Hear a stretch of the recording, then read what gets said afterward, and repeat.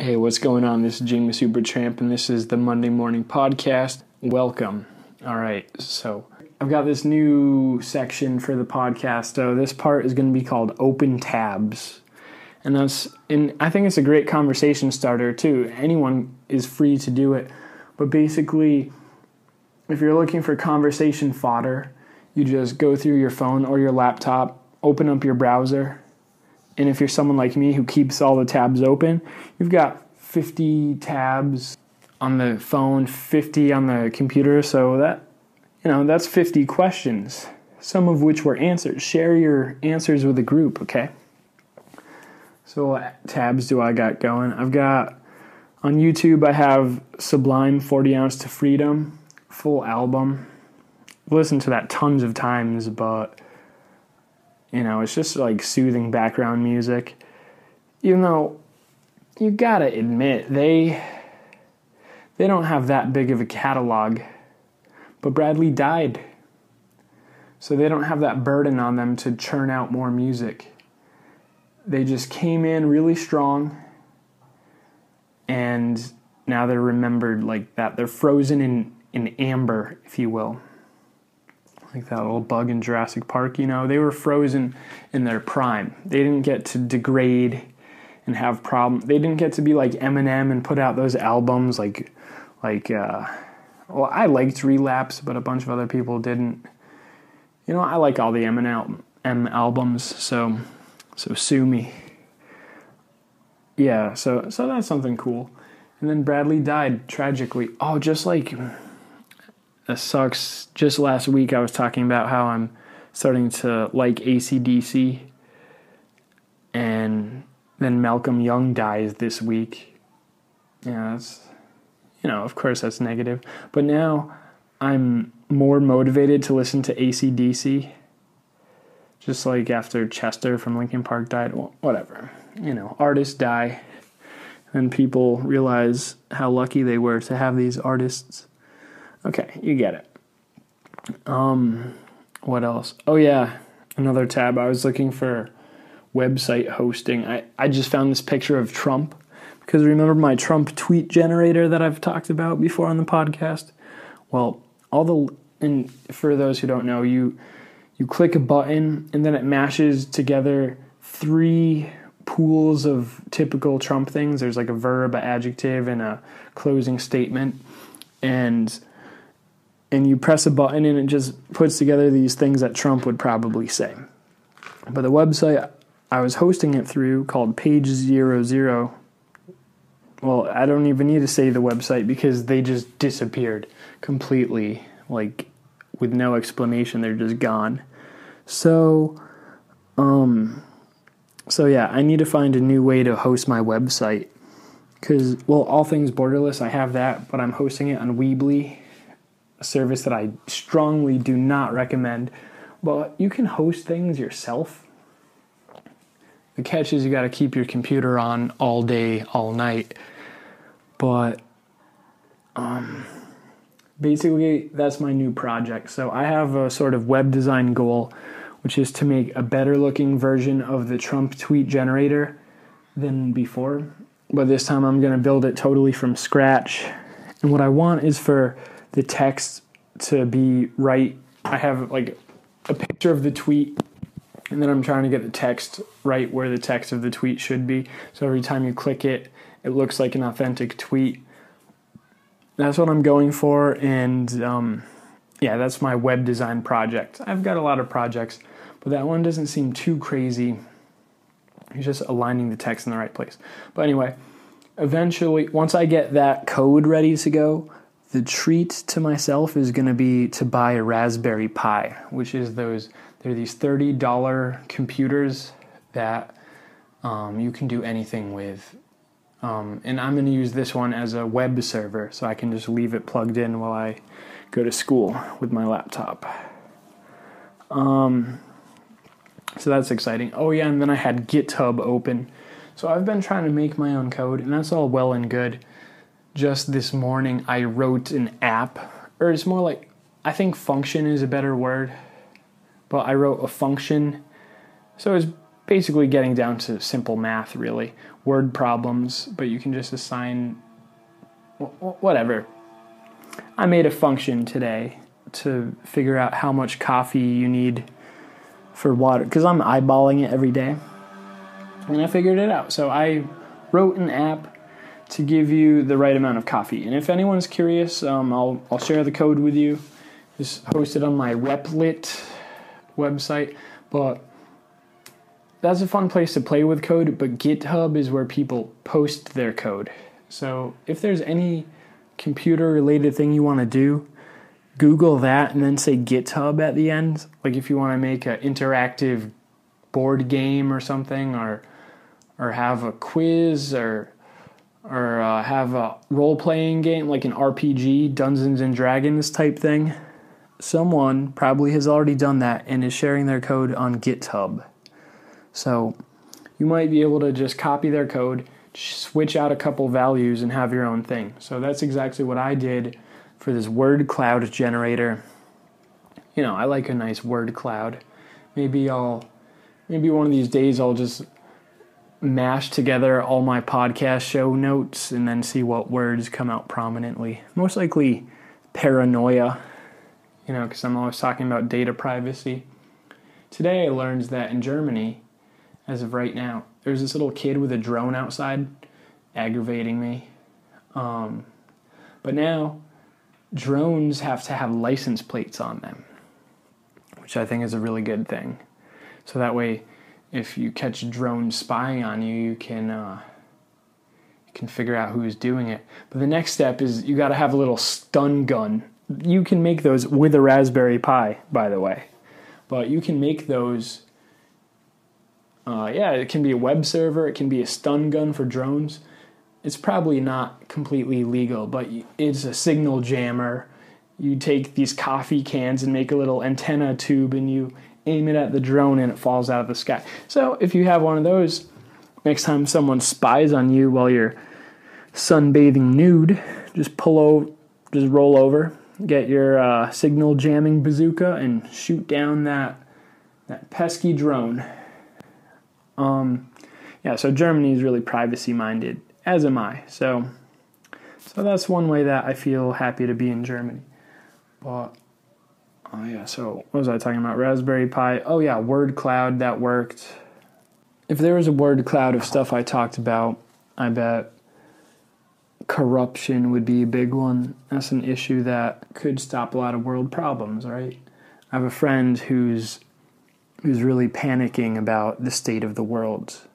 You know, human overpopulation. I'm going to say overpopulation because I think it is too much, unless some aliens just drop a bunch of land in what is now our oceans, and we have more land on which to grow food, and if they just siphon away all our pollution. But unless some really magical things happen, I think we are kind of overpopulated. And my friend is getting really stressed out about that, because what's weird is he like doesn't care about a lot of stuff, but at the same time cares a lot.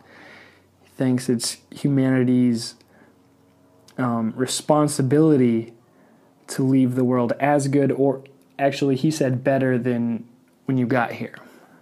Okay? And that's some heavy stuff. And we had a pretty good talk, a nice long talk, online, of course, because he's back at home. And then we get talking about, you know, how to fix these problems, because it's really easy to sort of pinpointing a narrow problem takes a little more diagnostic skill, but just to say, oh, the world is screwed, that's pretty easy. That's a pretty easy place to arrive at. And then I'm like, okay, well, what do you want to do to change that? What are your policy aims? And this friend, he thinks governments are unnecessary. And I mean, do they suck? Yeah, they suck. But, you know, we got to this point with bad policy. So I think getting rid of bad policy can kind of unfuck us a little bit. Maybe I'm too optimistic, but And I'm not even optimistic. I think fixing corruption is it's not even that expedient. Well, having a dictator, if there was an eco-warrior dictator, I suppose that would be the most expedient way to save the planet. But that's still, you would have to get really lucky to have a good one. It's going to be a hereditary dictator after that. It's a huge gamble having all that power in one person's hands. And my friend, he's against democracy too. Well, thinks kings are better. And I'm like, kings, you might have a good one, but you might have an awful one. At least when people vote, I think having a king is like rolling the dice, but you can't do anything to get better odds. Whereas I think voting is kind of like 300 million rounds of blackjack, where each person isn't necessarily good enough to beat the house, but everyone has a chance to at least, learn how to play blackjack well. And I think with voting, it's a little bit less of a gamble than blackjack, because usually it's clear who the better person is. Well, to me, with my opinions. You see where I'm going with this. So my friend, he is not really for political institutions. By the way, I kind of am. Now, there aren't any that I'm super excited about that I think are great, because the UN has problems, like certain powers that just veto anything, or not enough power. Like every government has its problems because they're juggling with questions of, should we unite for a better outcome, or should we hold on to our sovereignty? So lots of the times they hold on to their sovereignty because they don't trust that once they submit to a supranational organization, that their interests will be taken care of. So whatever. Just because you look at governments and say, oh, they're performing poorly, doesn't mean that they're not valid. We don't have a counterfactual situation to see how dirty the ocean would be or how filthy the air would be were it not for governments. Okay, because the big thing you can look at for international climate cooperation is, I want to say the Kyoto Protocol. Damn it, I don't know, and it's going to be too much work to edit in the correct answer. But there was some global convention on CFCs, carbofluoro. All right, I'm making a fool of myself, but basically the stuff that destroys the ozone layer, these gases. And it actually was making it so tons of extra people were getting skin cancer because of these holes in the ozone layer. And it was beautiful. What was beautiful about this international cooperation is the countries it wasn't that hard for them to comply, and they did all comply, and now our ozone is less holy. I'll insert some supporting links into the description because I'm kind of ashamed of how few proper nouns I'm recalling right now. But yeah, so I don't think governments are totally invalid. They might be less than what you hope for, but what isn't suboptimal? Okay? Everything is not as good as you wish it would be. Okay? So anyway, I'm having this argument, not really an argument, but just a discussion. And I'm like, okay, if you think governments are invalid and you still want to save the world, what else can you do? You can do a public campaign, right? Appeal to people's values, which I think it would be hard. Like, let's say you tell everyone to stop driving. That would be good, but I think it would be hard. People don't like sacrifices anyway. So it's really easy to be outraged. Oh, the world's on a collision course. But then that's the easy part. The hard part is picking your best bet at the way to go is. And then if your best bet is something that is realistic I think just going around telling everyone to stop driving, I think if everyone would listen, that would be right. But I don't think the odds of that working out are great. And then a lot of people say, do individual choices. Like maybe if just you stop driving, that'll make enough of a difference. And I don't really think so, because we needed to stop climate change yesterday, 10 years ago. It's too late to avoid, I don't want to be talking all Armageddon, but it's too late to avoid a lot of the negative repercussions.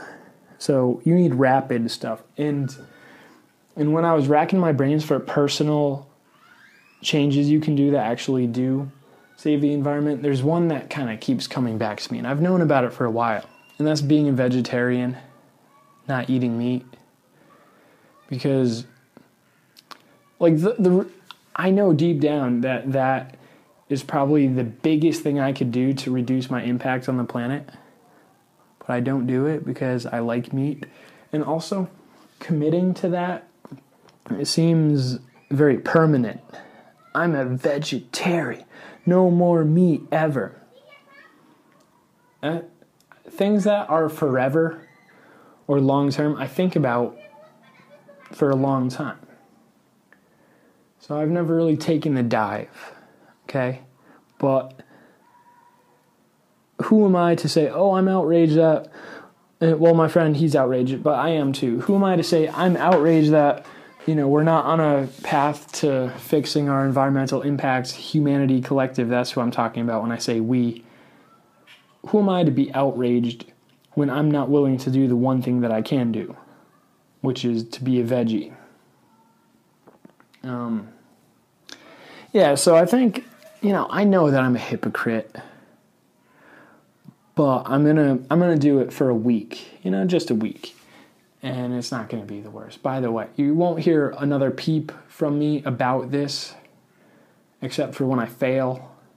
But also to share recipes, because the same way I have my little open tabs prompts, we got some other podcasting prompts that are going to keep the conversation flowing in the future. But the same way that you can have a prompt to come up with thoughts to talk about, I think not eating meat is just a prompt to guide the direction that my cooking is going to go. So you won't hear me talk about it unless I'm sharing some dank recipes, and I've already got some stuff on my radar. I was supposed to cook it after the podcast, but I couldn't help it, and I cooked it before. I made some salsa. By the way, there's not really an abundance of Mexican food ingredients around here, so it's forcing me to learn how to make this stuff by scratch. I was going to make beef tacos, but I guess not now that I'm doing veggie week. But eventually I will, because I found recipes on how to make your own taco seasoning, because you can save a lot of money doing that. And then making my own salsa was a blast, because over here it costs a lot to get a little bit of the salsa. And you can just get a can of mashed up tomatoes for like 35 cents. Then you just need a white onion to slice up and put it in there. Some lime juice, which I already have because I love lime juice. And whatever, I don't need to talk you through the whole thing, but making salsa is really rewarding and pretty easy too. So I have some nachos and salsa. And there's a lot more food stuff that I'll probably talk about in later podcasts, but it's about to be time for me to start wrapping this thing up. I did want to play a little soccer before class today, but maybe there won't be time. But I'm just going to get this thing going. So to people, if you're also outraged and concerned about how humanity is just using up the world's resources rapidly, if you're worried about maybe not how you're going to do if you're very confident, but maybe how your kids will do, or your nieces and nephew if you're opting not to have kids. What's no pressure, but what's your policy aim to change the world, to fix how would you save the world, okay? And would you do it through an appeal to values, like telling people not to eat meat? or would you do it, or do you think it could be done through government? And if so, what's your policy proposal? It's really easy to be outraged, but a lot harder to come up with the answers. So if anyone's thought it through a few steps further than I have, how would you save the world? All right, that's the podcast for this week. I'm Jamie Supertramp. Thanks for checking it out, and I'll see you next time. Bye.